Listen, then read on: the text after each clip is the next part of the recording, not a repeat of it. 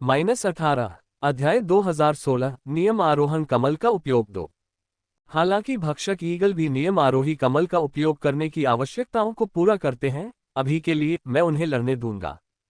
Elder भक्षक eagle सम्राटों का नेता अजाक्स के अधीन सबसे शक्तिशाली आत्मिक जानवरों में से एक था और अपने 10 अधीनस्थों की बदौलत वह सियोरा के खिलाफ लड़ सकता था और जीत सकता था, इससे पहले कि उसका दिव्य शासन उन्नत हो जाता। एल्डर के पास अनेक दिव्य नियम हैं और उसका जन्मजात दिव्य नियम दिव्य भक्षण नियम जागृति के 50% तक पहुंचने के करीब था। जहां तक अन्य भक्षक ईगल्स का प्रश्न है, उनका दिव्य भक्षक नियम जागृति के 20% को पार कर चुका है। एल्डर की तरह इन भक्षक ईगल्स के पास भी दिव्य वायु नियम, दिव्य आकाश नियम और दिव्य पशु नियम जैसे कई दिव्य नियम हैं। एक तरह से वे आवश्यकताओं को दूसरों की तुलना में बहुत बेहतर तरीके से पूरा करते हैं, क्योंकि उनमें से प्रत्येक में 4 दिव्य नियम हैं और उनमें जागृति प्रतिशत 20% से अधिक है। हालांकि चूंकि वे वर्तमान में लड़ाई में व्यस्त थे, इसलिए उनके लिए उपलब्ध रूल असेंशन लोड्स के साथ उनके दिव्य रूल के जागरण प्रतिशत को 80 तक बढ़ाना कठिन होगा। इसलिए अजाक्स ने पहले चुने हुए लोगों पर ध्यान केंद्रित करने और फिर 10 भक्षक ईगल सम्राटों पर ध्यान केंद्रित करने से पहले एल्डर को पोषित करने का निर्णय लिया। रावेत, स्नो, स्पैरो, ट्वाइलाइट और फादर चलो चले।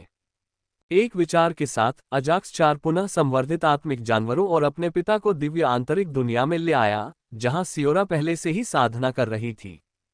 चलो सियोरा को परेशान न करें। अजाक्स ने उन्हें रूल असेंशन लोड्स देने से पहले सियोरा से कुछ दूरी पर ले आया।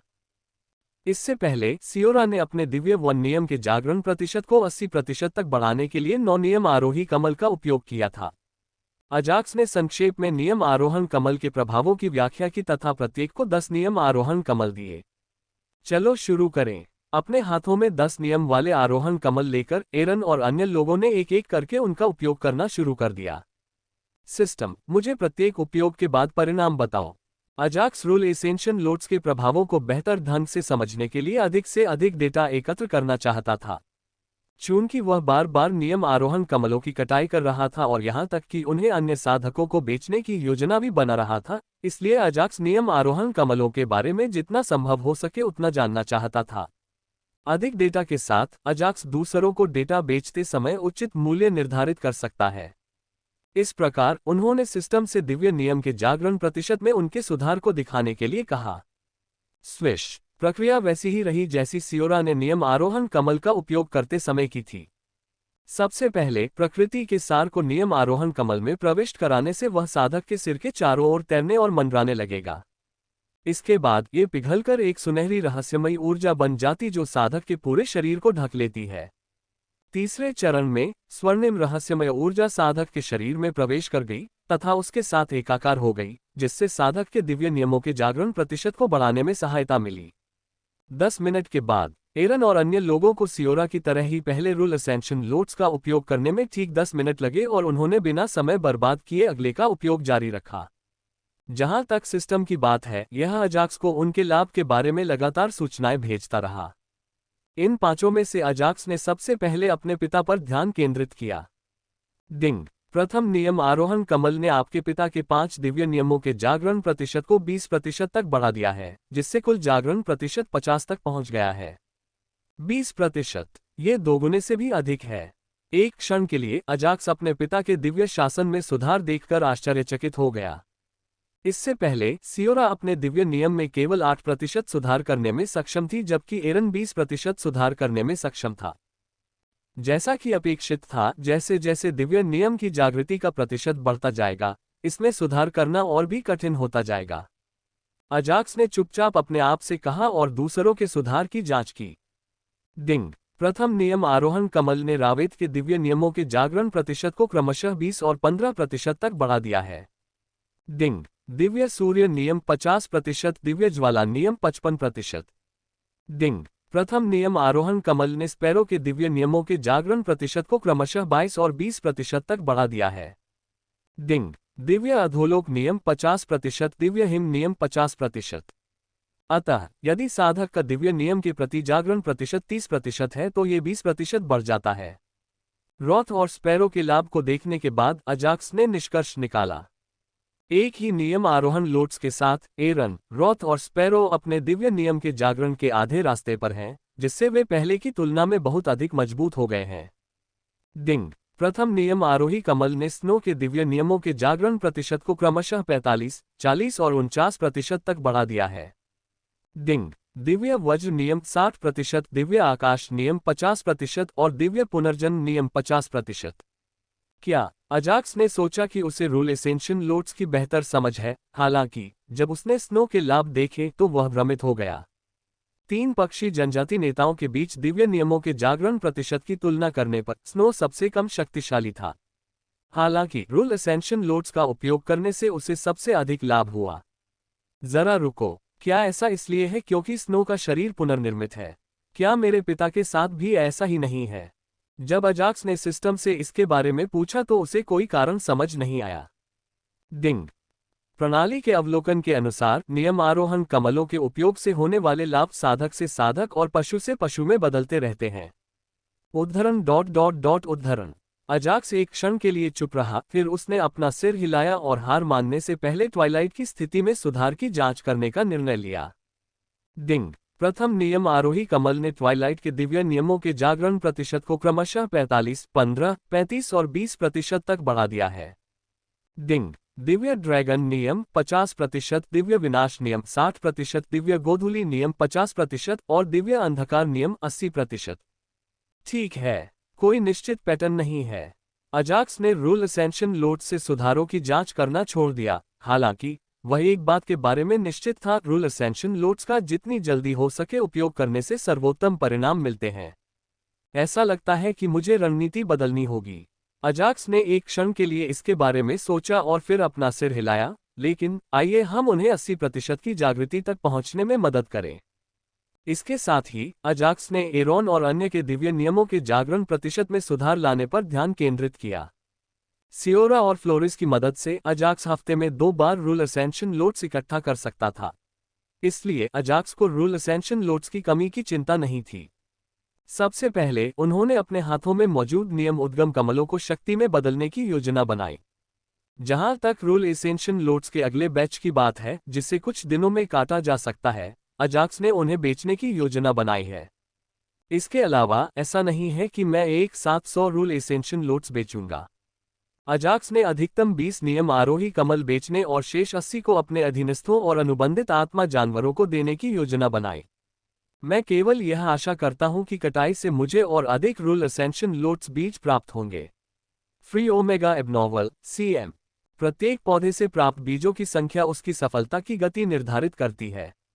इसलिए अजाक्स को नियम आरोही कमलों की तुलना में बीजों के बारे में अधिक जिज्ञासा थी।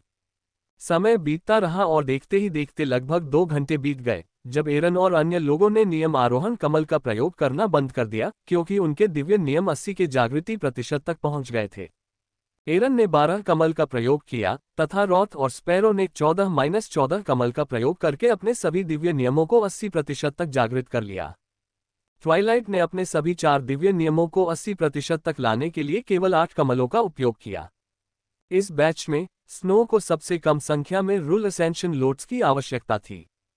ट्वाइलाइट द्वारा 8 लोड्स के उपयोग से अजाक्स थोड़ा आश्चर्यचकित था। हालांकि स्नो के उपयोग ने उसे चौंका दिया, क्योंकि उसने केवल 5 नियम उद्गम लोड्स का उपयोग किया था।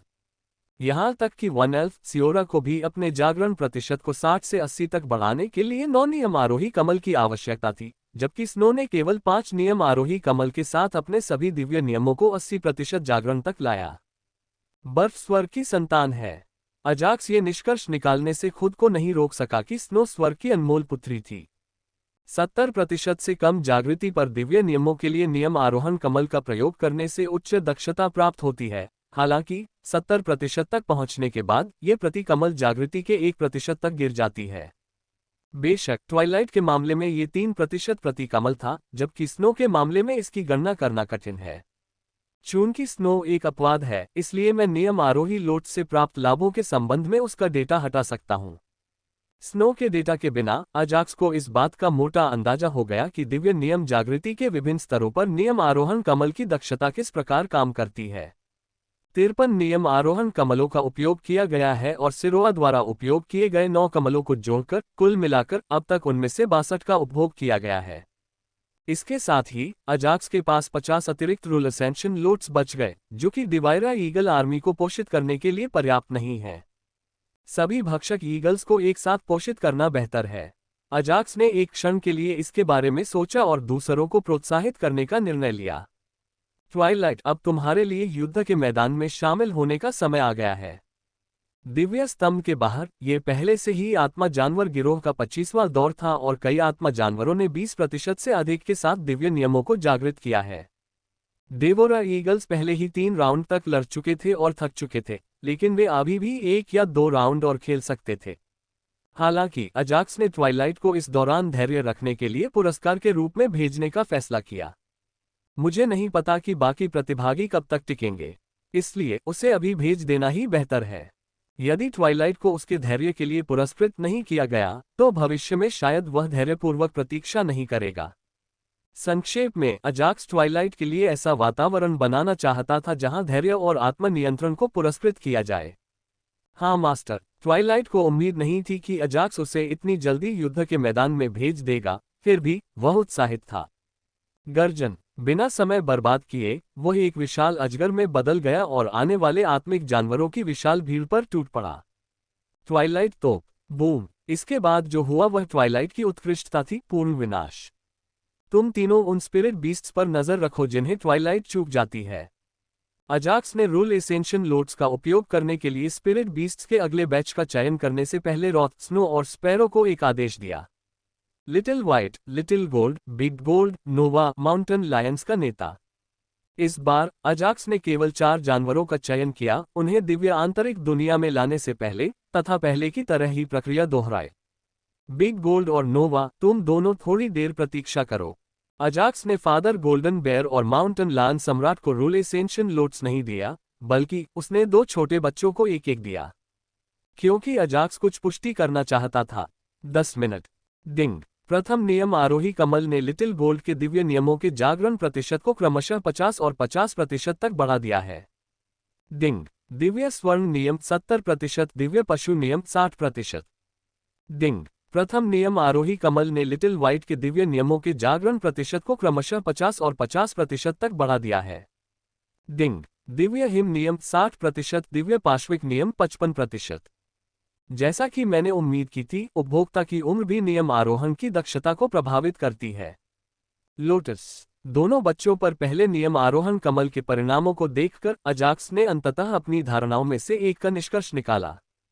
तो मुख्य कारण यह है कि ट्वाइलाइट ने केवल 8 नियम वाले असेंशन लोड्स का उपयोग किया क्योंकि वह एक युवा है। जानवर, छोटे शेर और छोटे भालू के लिए भी यही स्थिति थी। चलो अब आगे बढ़ते हैं। इसके तुरंत बाद अजाक्स ने रूल असेंशन लोड्स को नोवा और बिग गोल्ड को दे दिया। समय बीतता रहा और देखते ही देखते 1.5 घंटे बीत गए। दोनों नन्हे बच्चों ने सफलतापूर्वक अपने दिव्य नियमों को 80% तक जागृत कर लिया। ट्वाइलाइट की तरह उन्होंने प्रत्येक में केवल 8 नियम असेंशन लोड्स का उपयोग किया। अजाक्स को अपनी धारणाओं का अनुमान लगाने में अच्छा लगा जब उसने उन 2 बड़े जानवरों को देखा जो अधिक नियम उद्गम कमल का उपयोग करना। 1 और घंटा बीत गया जब उन 2 वृद्ध आत्मिक प्राणियों ने भी 15 का उपयोग करके अपना मिशन पूरा कर लिया। और 16 कमल क्रमशः। उपभोक्ता जितना अधिक वृद्ध होगा, उसे उतने ही अधिक रूल एसेंशियल लोड्स की आवश्यकता होगी। अपने पास बचे हुए 3 रूल एसेंशियल लोड्स को देखकर अजाक्स ने अपना सिर हिलाया।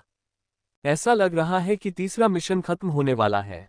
तीसरा कार्य शुरू हुए 1 दिन से अधिक समय हो चुका है और स्पिरिट बीस्ट होर्ड्स के लगभग 30 राउंड साफ हो चुके हैं। 25वें दौर में आधे से अधिक दिव्य स्तंभ नष्ट हो गए तथा दिव्य भोर क्षेत्र में केवल 5 दिव्य स्तंभ ही शेष रह गए। उसके बाद प्रत्येक 1 या 2 चक्रों में एक दिव्य स्तंभ नष्ट हो जाता था तथा स्पिरिट बीस्ट होर्ड के 30वें चक्र के समाप्त होने तक केवल 2 दिव्य स्तंभ ही शेष रह जाते थे। दिव्य स्तंभों में से एक अजाक्स का है और दूसरा प्राचीन रक्त ड्रैगन दुनिया से संबंधित एक प्रतिभाशाली ड्रैगन का है।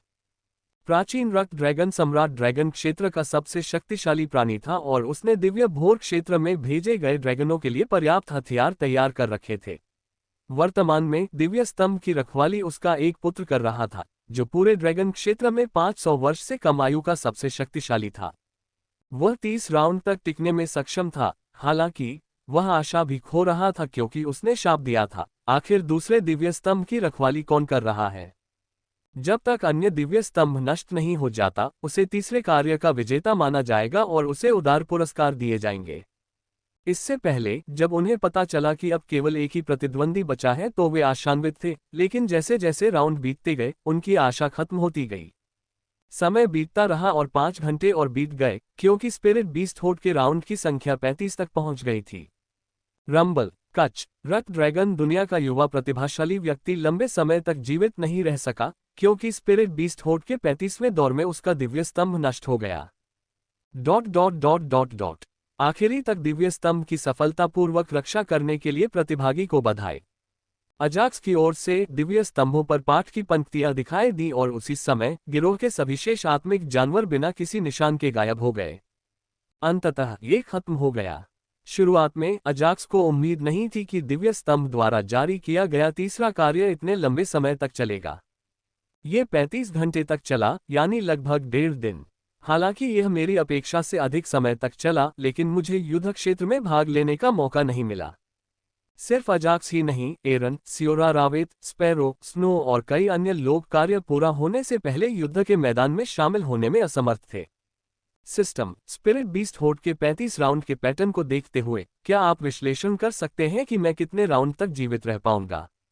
अजाक्स अपनी ताकत को बेहतर ढंग से समझने के लिए सिस्टम से अनुरोध करने से खुद को नहीं रोक सका। डिंग स्पिरिट बीस्ट होड्स के राउंड की प्रवृत्ति का अनुसरण करते हुए मेजबान आसानी से 75-80 राउंड तक जीवित रह सकता है। डिंग यहां तक कि इस बात की भी थोड़ी संभावना है कि वह दिव्य नियमों और अपने अन्य अर्ध दिव्य आधिकारिक कौशलों का उपयोग करते हुए 100 राउंड पूरे कर सकता है। 100 राउंड, मैं इतना ताकतवर हूं। अजाक्स ने उत्साह में अपनी मुट्ठियां भींच ली, क्योंकि वह अपनी ताकत से पूरी तरह संतुष्ट था। जब सिस्टम ने अनुमान लगाया कि उसके पास स्पिरिट बीस्ट होड के 100 राउंड पूरे करने का मौका है, तो उसने अजाक्स के अधीनस्थों, एलिमेंटल स्पिरिट्स और कॉन्ट्रैक्टेड स्पिरिट बीस्ट्स को ध्यान में रखा। फिर भी वे भी अजाक्स की ताकत का हिस्सा थे और वह अपनी ताकत से संतुष्ट था। तो मेरे और मेरी सेना के अलावा बाकी सब मारे गए। चूंकि केवल उसका दिव्य स्तंभ ही अभी भी खड़ा था, इसलिए अजाक्स दिव्य भोर क्षेत्र में प्रवेश करने वाले अन्य प्रतिभागियों के बारे में सोचने से खुद को नहीं रोक सका। मुझे आश्चर्य है कि दिव्य भोर संप्रदाय इतने सारे प्रतिभागियों की मौतों का कारण कैसे बताता है, और अपने कर्मों के परिणामों से बचने के लिए वह किस तरह की योजना बना रहा है। अजाक्स वास्तव में सेलेस्टियल डॉन संप्रदाय के बारे में उत्सुक था, क्योंकि चाहे संप्रदाय कितना भी शक्तिशाली क्यों न हो, यह ऐसा कुछ नहीं था जो मानव क्षेत्र के शीर्ष संप्रदायों के खिलाफ जा सके। यह उल्लेख करना आवश्यक नहीं है कि ड्रैगन क्षेत्र से शक्तिशाली ताकतें हैं जो सेलेस्टियल डॉन क्षेत्र के अंदर अपने युवा प्रतिभाशाली लोगों की मृत्यु से पूरी तरह से नाराज होंगी। दरअसल खतरनाक गुप्त क्षेत्र में प्रवेश करना भी जोखिम भरा और जीवन के लिए खतरा माना जाता है। हालांकि ब्रह्मांड के इतिहास में ऐसा कोई गुप्त क्षेत्र नहीं था जिसने 70% से अधिक प्रतिभागियों को नष्ट कर दिया हो, विशेषकर वे जो ब्रह्मांड की शक्तिशाली शक्ति द्वारा नियंत्रित होते हैं। इसलिए जब शक्तिशाली ताकतों को पता चलता है कि दिव्य भोर क्षेत्र में प्रवेश करने वाले 99% प्रतिभागियों को मार दिया गया है, तो धार्मिकता के नाम पर दिव्य भोर संप्रदाय पर सभी द्वारा हमला किया जाएगा। अजाक्स को यकीन था कि दिव्य भोर संप्रदाय अपने कार्यों के परिणामों को जानता था और वह ये जानने के लिए उत्सुक था कि जब ब्रह्मांड की सभी शक्तिशाली शक्तियां एक साथ आ जाएंगी तो वह क्या करने की योजना बना रहा था। स्पष्टीकरण के लिए दिव्य डॉन संप्रदाय के द्वार पर एकत्र हुए। मुझे संदेह है कि किसी को भी उनके स्पष्टीकरण में रुचि होगी।